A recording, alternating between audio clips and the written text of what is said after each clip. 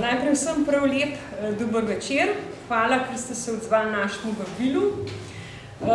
Jaz mislim, da ste tle v bistvu v glavnem same klekljarice in tiste, ki v bistvu rade klekljate, več ali manj ste mogoče že to tudi malo slišali.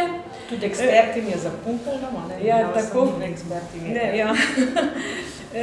In v bistvu sva res nekako poudarkom predstavlja res kratko zgodovino klekanja na Slovenskem, kot je že povedala, s poudarkom na loškem področju, pa še malo z večjim poudarkom na to gorenjevaško področje, ker pač danes nas gosti visoška domačija. Najprej pa naj razložimo pojem klekljanje slovenske čipke. Klekljanje slovenske čipke ima na Slovenskem že stoletno tradicijo. Razvilo se je na ozemlju Slovenije, ki je po prvi svetovni vojni pripadalo kraljevini Jugoslaviji. Vodilno vlogo pri nastanku klekljanja slovenske čipke ima Ljubljana kot slovenska prestolnica, v kateri so delovale ustanove, ki so v določenem zgodovinskem trenutku prevzele pobudo in usmerjale razvoj klekljanja slovenske čipke. Pri svojem delu so se ozirale, predvsem v veliki meri povezovale z klekljarji v Poljanske in Sevške doline, pa Polhograjskega hribovja in Horjulske doline. Tako sta poleg Idrije tudi Ljubljana in njene širšo klekljarsko zaledje pomembno prispevalo k razvoju in ohranjanju klekljarstva na Slovenskem.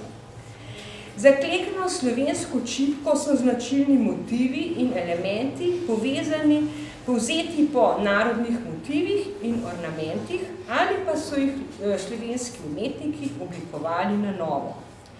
Da bomo lažje razumeli razvoj klekljanja slovenske čipke, torej čipke z nacionalno noto oziroma narodnim značajem, se sprehodimo skozi kratko zgodovino klekljanja na Slovenskem. Na Slovenskem so čipke v oblačilni kulturi plemstva začele se pojavljati v drugi polovici 16. stoletja, ko so se imenitniki slovenskih dežel začeli oblačiti po francosko. V 16. stoletju so veščino klekljanja gojile tudi plemkinje po gradovih in nune po samostanih. Klekljana čipka, ki je predstavljala statusni simbol, prestiž in prefinjen okus lastnika, se je v moški modi obdržala vse do srede 18. stoletja, v ženski pa vse do danes. Na to nas opozarjajo oblačilni kosi, naslikani na portretih loškega glavarja in barona Frančiška Matije Lamfriskajpa in njegove žene Marije iz leta 1681. Plemstvo je za svoje potrebe kupovalo predvsem uvožene čipke od druge polovice 17. stoletja naprej, pa tudi domače, imenovane kranjske in idrijske čipke. V samostanih so rodovnice in njihove gojenke, ki so izhajale iz vrst plemstva in meščanstva, klekljale in s čipkami krasile obredni cerkveni tekstil. Na sliki sta predstavljeni sklekljano čipko obšiti oblekici praškega Ježuščka in Marije. Vse izvira iz samostana Klaris v Škofji Loki. Prvo pisno omembo klekljanja na Slovenskem najdemo v Valvazorjevi slavi vojvodine Kranjske iz leta 1689, kjer piše: izdelujejo pa tudi raznovrstne nizozemske in beneške čipke tu v Ljubljani in jih pošiljajo v razne dežele ter jih daleč naokoli raznašajo posebni kramarji. Klekljanje se je širilo tudi med nižje sloje prebivalstva. Sredi 18. stoletja je v Ljubljani in njenih predmestjih klekljalo 45 klekljaric. V Ljubljani je okoli leta 1752 delovala tudi manufaktura, ki je izdelovala, citiram, zelo cenjene klekljane čipke. Zaradi potreb po klekljanih izdelkih in razširjenosti te obrti je cesarica Marija Terezija v Ljubljani leta 1763 ustanovila prvo čipkarsko šolo na Slovenskem. Do leta 1768, ko je bila šola ukinjena, je pouk klekljanja obiskovalo 200 učenk. Po ukinitvi šole pozornost se preusmerila v Idrijo, kjer je bilo klekljanje prav tako v polnem razmahu.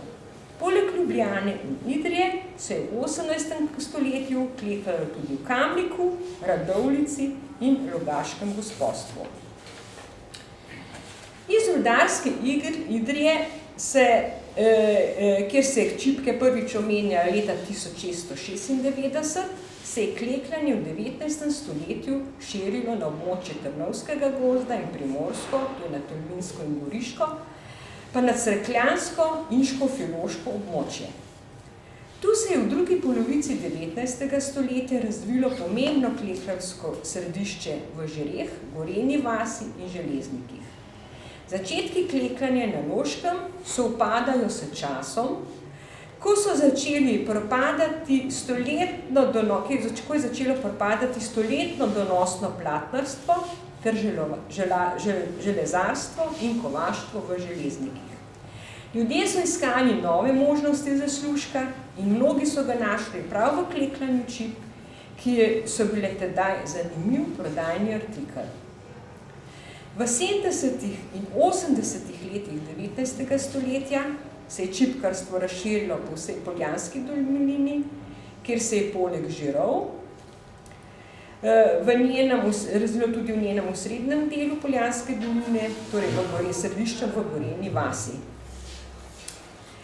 Klekljanje se je iz Idrije razširilo tudi v Sevško dolino, v Železnike in okoliške kraje. Največja trgovca s čipkami na Loškem sta bila Anton Primožič iz Žirov in Vaclav Paleček iz Gorenje vasi, ki sta trgovino s čipkami oba registrirala leta 1888. Čipke sta izvažala po vsej Avstro-Ogrski monarhiji, Združene države Amerike, Nemčijo, Švico, Francijo, Veliko Britanijo, na Dansko in na Norveško. Palečku je leta 1906 sledil še Jakob Jezeršek, to je pač iz Gorenje vasi, ki je leta 1912 odprl podružnico še v Poljanah. Število klekljaric v zgornjem delu Poljanske doline je bilo ocenjeno na okoli 2000. Za palčka, kot pravijo domačini Palečku, naj bi pred Prvo svetovno vojno klekalo 600 do 700 žensk in otrok. Ohranjenih je več njegovih prodajnih katalogov, dva od njih danes hrani Loški muzej Škofja Loka. V tem mestu se še enkrat zahvaljujem družini, ki je ta dva kataloga Loškemu muzeju darovala. S čipkami so trgovali še manjši trgovci, kot je bila Agnes Mrak iz Gorenje vasi, Franc Šturam iz Podgore, Martin Tavčar in Jernej Vidmar iz Trebnje. Če gre verjeti besedam trgovca Palečka, je pred začetkom Prve svetovne vojne klekljanje čip Poljanski dolini doseglo svoj vrhunec. Za razvoj te obrti je Ministrstvo za trgovino na Dunaju leta 1876 ustanovilo čipkarsko šolo v Idriji. V slovenskem delu Avstro-Ogrske monarhije je država ustanovila kar 13 čipkarskih šol. V Izoli, Soči, na Otlici, Čepovanu in Bovcu. V začetku 20. stoletja pa še v Cerknem in Horjulu, Polhovem Gradcu, v Žereh, Železnikih, na Tratah pri Gorenji vasi in v Sovodnju ob Soči ter Velikem Dolu na Krasu.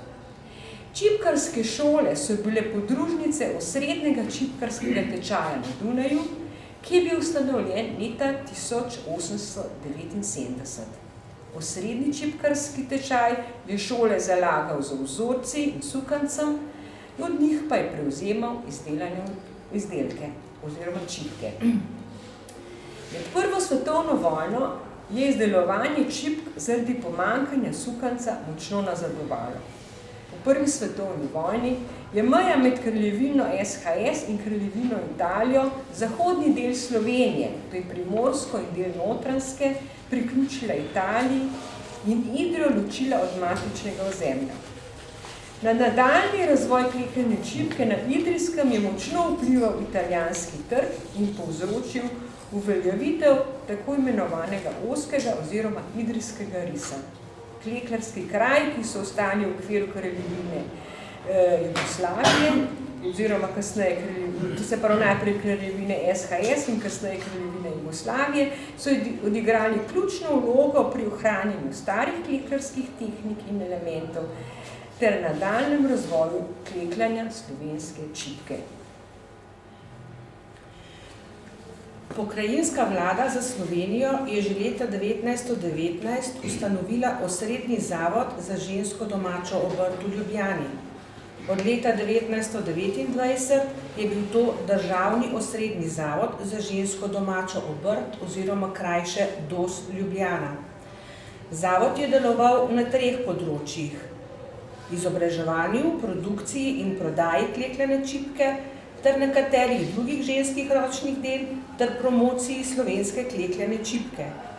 Za prvega ravnatelja osrednjega zavoda je bil imenovan Ivan Vogelnik, ki je zaslužen predvsem za organizacijo in ponoven zagon čipkarskih šol v Horjulu, pa na našem območju, se pravi v Železnikih, Žireh in na Trati v Gorenji vasi ter Polhovem Gradcu. Poleg tega je ustanovil še čipkarski šoli v Kamni Gorici in Fari pri Kočevju. Po njegovi smrti je bil za direktorja zavoda imenovan Božo Račič, ki si je prizadeval za oblikovanje čim bolj prepoznavne slovenske čipke, oziroma, kot smo že slišali, čipke z narodno noto. Prav zato ga lahko uvrstimo med praktike narodnega sloga na slovenskem, oziroma ga kar poimenujemo očeta slovenske klekljane čipke. Nastanek nove države je spodbudil tudi rast narodne zavesti. Novi vzorci za čipke so vsebovali narodne motive in ornamente, povzete po narodnih vezaninah, pečah ali pa so bili oblikovani na novo, bolj moderno. Pri tem so sodelovali tudi slovenski umetniki. Omenimo slikarja Maksima Gasparija, ki je na primer risal osnutke figuralnih motivov, kranca in kranice v narodni noši v 2 variantah, s pečo ali avbo pri ženski figuri in polhovko ali klobukom pri moški figuri. Potem Saša Šantel, ki v čipko prenašal motive vezanin slovenskih peč. Znana je predvsem njegova čipka, gorenjski šopek. Pa arhitekt in grafik Domicijan Serajnik, ki je v klekljano čipko vnašal narodne ornamente, pa tudi moderne figuralne oblike. Na to temo sta najbolj znani njegovi deli Kosec in pa Žanica. Po njihovih osnutkih in svojih idejah je vzorce za klekljano čipko risala risarka Marija Reven. Rojena je bila v Idriji, kjer je obiskovala čipkarsko šolo. Svoje znanje je potem nadgradila na osrednjem čipkarskem tečaju na Dunaju, kjer je pridobila odlično risarsko znanje. Kot učiteljica klekljanja je nekaj časa poučevala v čipkarski šoli v Železnikih, pa tudi v Gorenji vasi. Med obema vojnama pa je bila zaposlena kot strokovna učiteljica klekljanja in risarka vzorcev na centrali v Ljubljani. Sama je risala tudi avtorske vzorce, najbolj prepoznaven je njen slovenski pušelc, ki ga vidite na sliki. Po upokojitvi Marije Reven v šolskem letu 1932-33 pa jo je na zavodu nadomestila Antonija Taler iz Železnikov. Osnutke za čipke so pred 2. svetovno vojno risali še Avgusta Šantel mlajša, Henrika Šantel, pa Max Fabiani, poznate njegove krizanteme, in pa Bara Remec, ki je risala predvsem nabožne motive. DOS je čipke predstavljal na tujih in domačih razstavah ter sejmih. Na mednarodnih razstavah je bil prejemnik številnih nagrad in priznanj. V tujini se je pogosto dogajalo, da so tuji trgovci naše klekljane čipke prodajali pod tujim imenom, in sicer kot ruske, malteške, češke, bruselske, angleške, bedfordske. Prav zaradi tega razloga si je Račič prizadeval, da bi se oblikovala slovenska klekljana čipka. Dos je klekljane slovenske čipke razstavljal tudi po Jugoslaviji. Z izdelki dveh čipkarskih šol z Loškega ozemlja, čipkarske šole Žiri in čipkarske šole Železniki, pa je sodeloval tudi na pomembni obrtno-industrijski razstavi v Škofji Loki leta 1936. Izdali so tudi posebno vabilo, kjer smo lahko prebrali, da so potem razstavljene čipke bile izvožene v Egipt, Ameriko in Nemčijo. Za promocijo in prodajo čipk je Doz v 30 letih 20. stoletja natisnil katalog jugoslovanske čipke s prilogo v več jezikih in s 596 fotografijami čipk, med katerimi je bila večina slovenskih klekljanih čipk, samo en list mislim, da je bil s paškimi čipkami. Po podatkih iz leta 1929 je v 159 krajih v slovenskem delu Kraljevine Jugoslavije klekljalo 8000 ljudi. Največ čipk za Doz so izdelali v Poljanski in Sevški dolini ter Polkovem Gradcu in Horjulu. V takratnem časniku, ilustriranem Slovencu, pa smo lahko prebrali, da so bile Žiri središče slovenskega čipkarstva. Na žirovskem območju je tedaj klekljalo 2500 oseb. Seveda se po drugi svetovni marsikaj spremeni. Državni osrednji zavod za žensko domačo obrt ukinejo, trgovino s čipkami in drugimi umetnostno-obrtnimi izdelki leta 1946 prevzame Dom Ljubljana, skrb za strokovno izobraževanje, se pravi za šolanje, pa je prevzela Šola za umetno obrt v Ljubljani. Ko so se leta 1948 odprle meje proti zahodu, je Dom postal tudi glavni izvoznik domačih in umetnostno-obrtnih izdelkov, med katerimi je spet prevladovala klekljana čipka.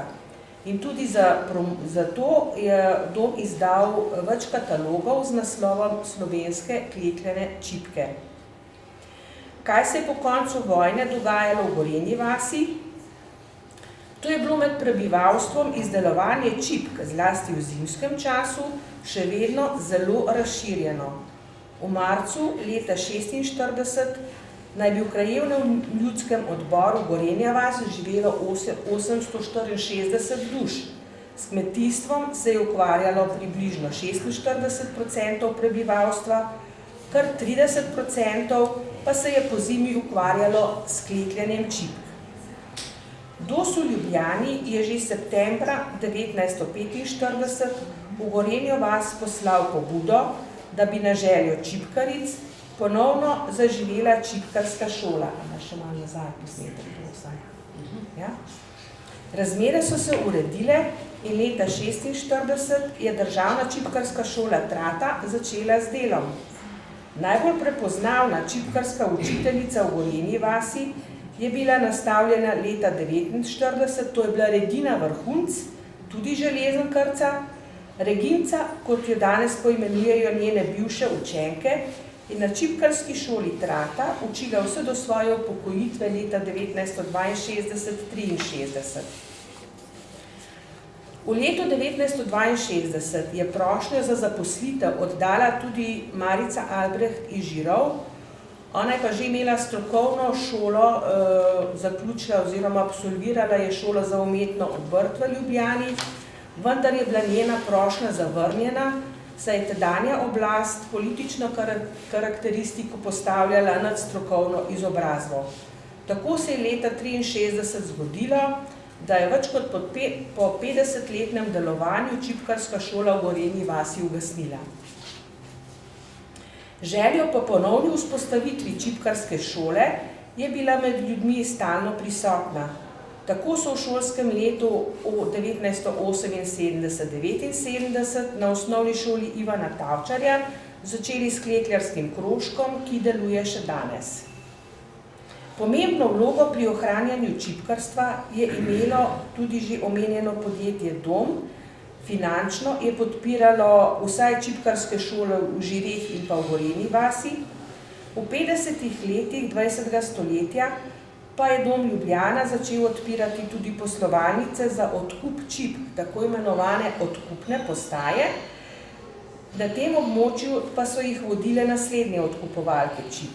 Na Gorenji Dobravi jo je vodila Marija Trček, Polhovska Mici, na Hotavljah Terezija Mravlja, Podrobarjeva, njeno delo je potem nadaljevala snaha Anica Mravlja, v Leskovci Katarina Šinkovec, v Pilovcu oziroma v Podgori je odkupovala klekljane čipke Neža Kacin, Šemonova, na Sovodnju Pavla Hobič.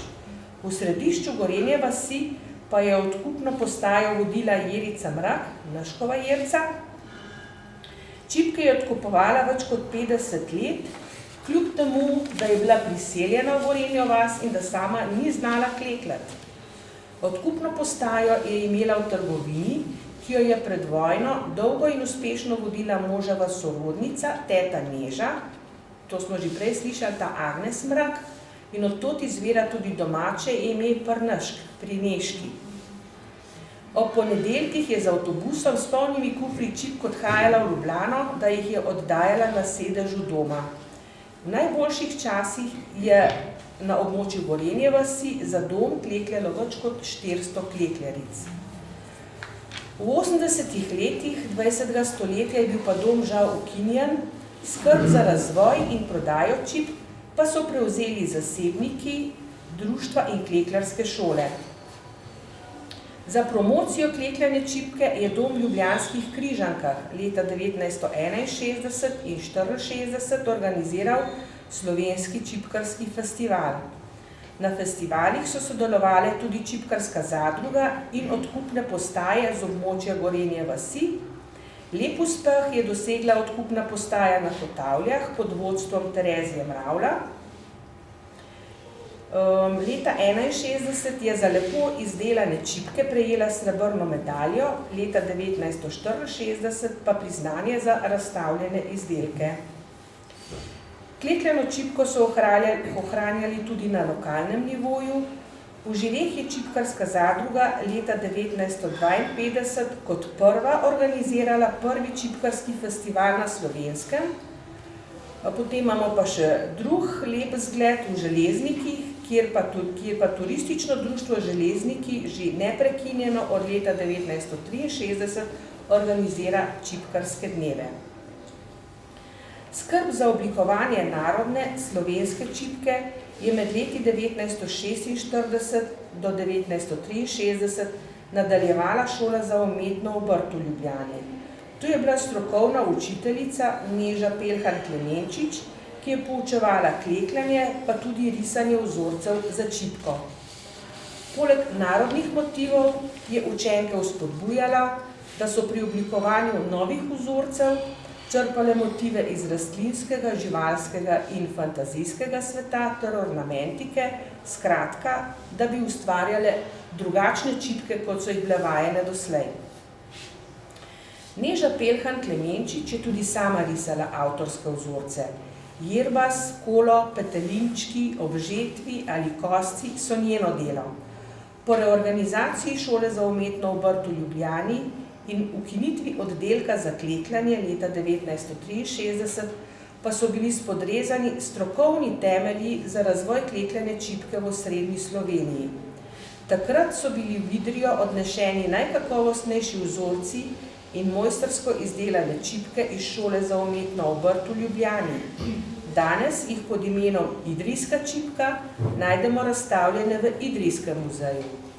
Najboljše vzorce iz šole za umetno obrt v Ljubljani pa hranijo v Idrijski čipkarski šoli.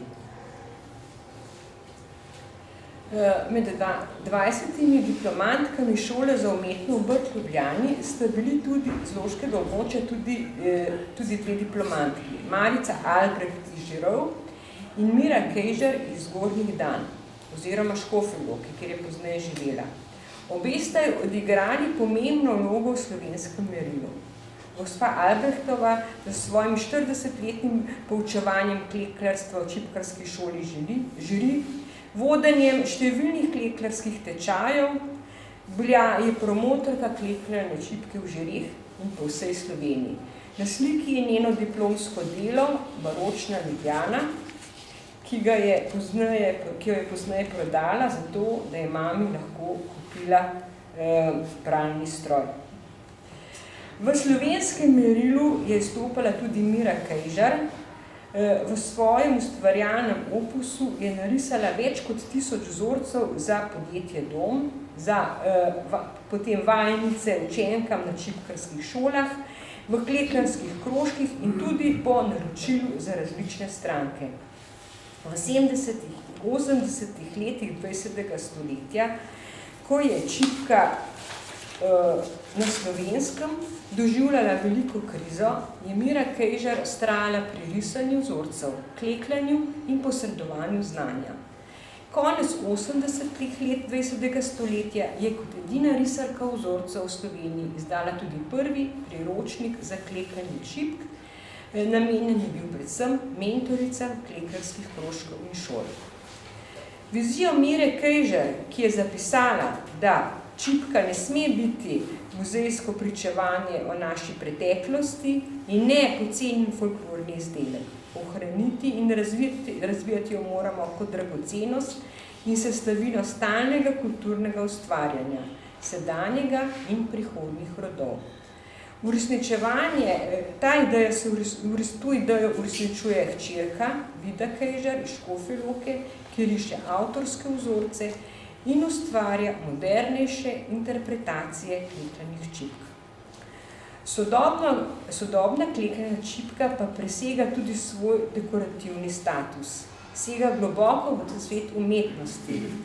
Omenimo le Manco Ahlin iz Žirov, ki je po izobrazbi arhitektka in ki s tehniko klekljanja aktivno oblikuje prostor.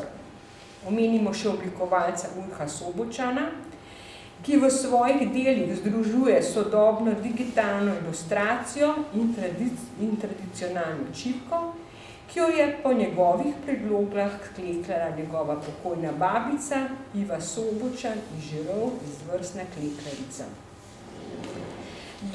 Družbene spremembe, iskanje lastne narodne identitete in skrb za ohranjanje kulturne dediščine na eni strani ter iskanje novih izraznih možnosti v sodobni umetnosti na drugi strani, vse to pripomoglo k ohranitvi klekljane čipke v Sloveniji.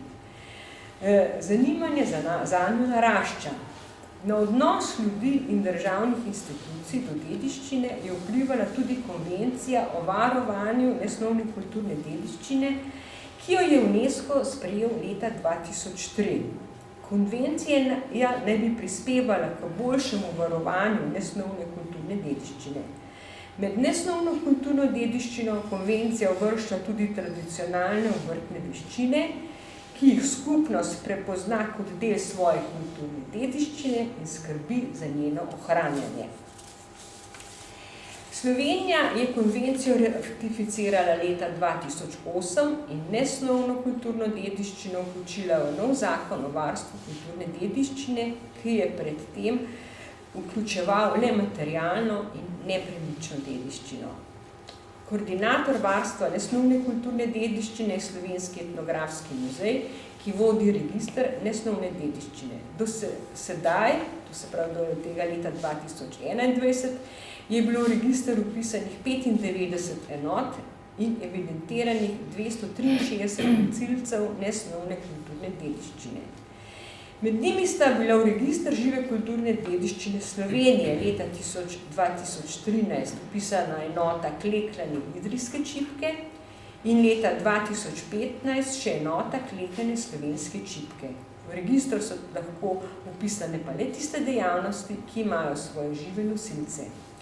Nosilci, ki skrbijo za ohranjanje klekljane slovenske čipke kot žive dediščine, so Čipkarska šola Žiri, Čipkarska šola Železniki, Klekljarsko društvo Cetke Žiri, Turistično društvo Železniki, Klekljarska sekcija, Društvo klekljaric Koroške in Klekljarsko društvo Deteljica Gorenja vas. Še nekaj besed o Deteljicah. Klekljarsko društvo Deteljica Gorenja vas je bilo ustanovljeno leta 2004. Ob 100-letnici Čipkarske šole Trata so članice pripravile prvo srečanje Združenja slovenskih klekljaric in vseh, ki imajo radi čipke. To je bilo leta 2009. Obogatile pa so ga z veliko razstavo čipk z naslovom Iz babičine skrinje do moderne vitrine. Društvo je bilo tudi med soustanovitelji blagovne znamke Čipka dežele Kranjske, kjer so sodelovali tudi Žiri in Železniki.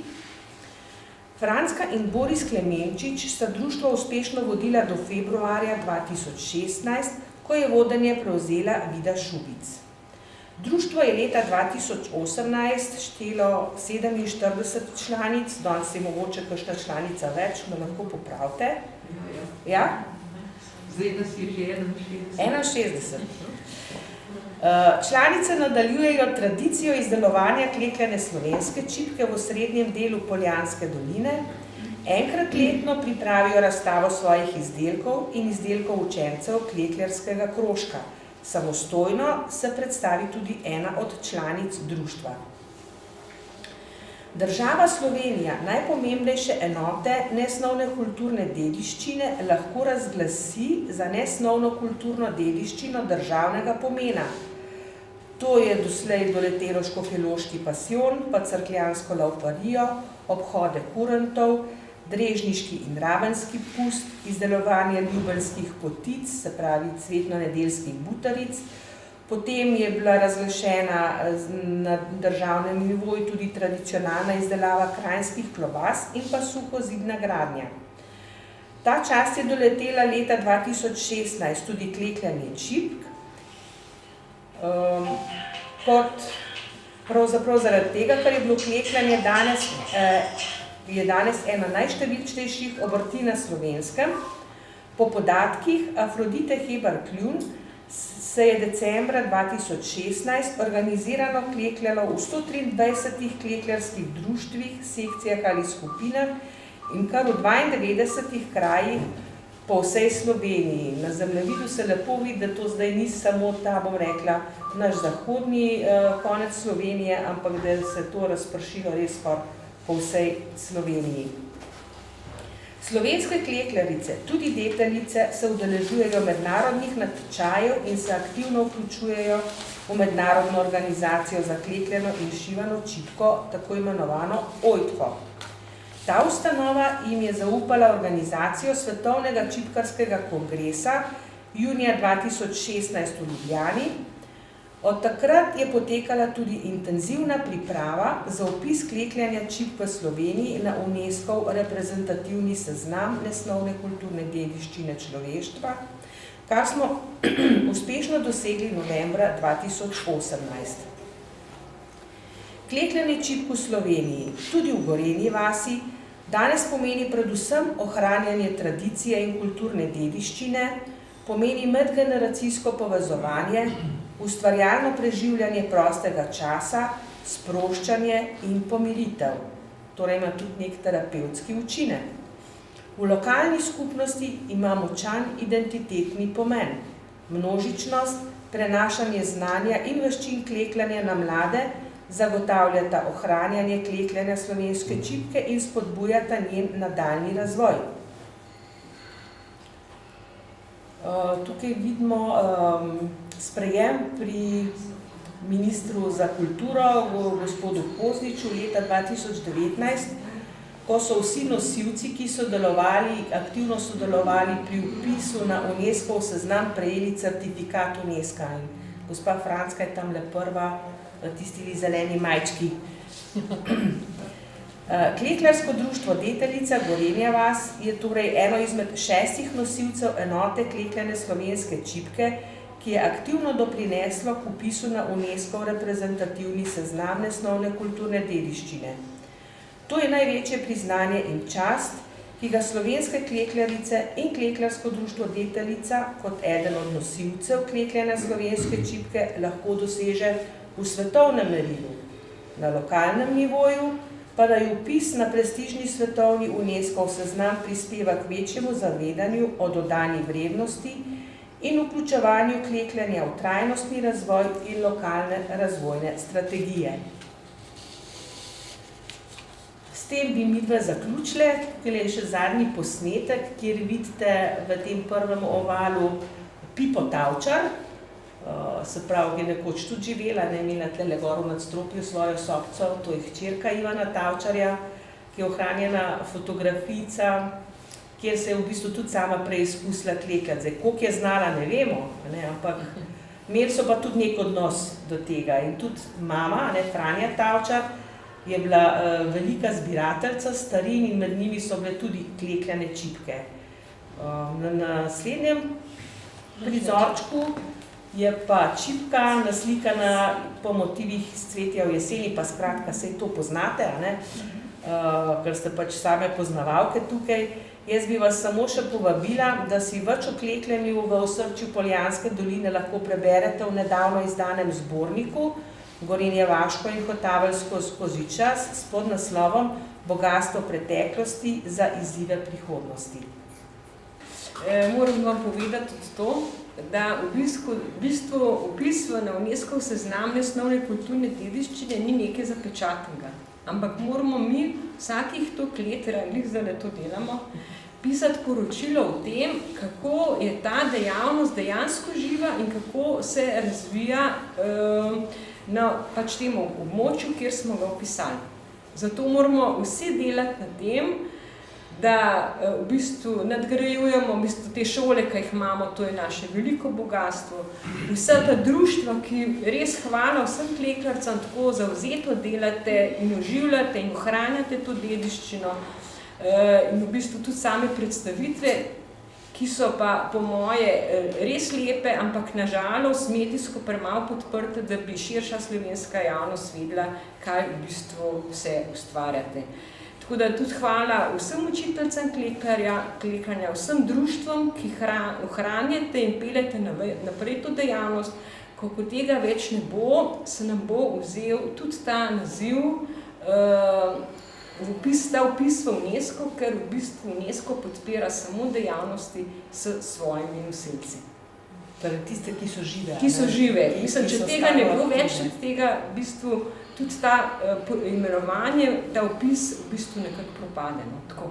Ampak jaz upam, da se bo to nadaljevalo in samo spodbudo vsem, ki res delate na tem področju, da res ustvarjamo to zadevo naprej.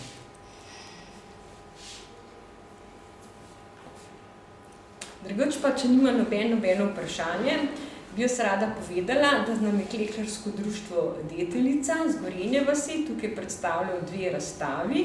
Tukaj v tem prostoru so naklekljale prizore iz povesti Visoška kronika.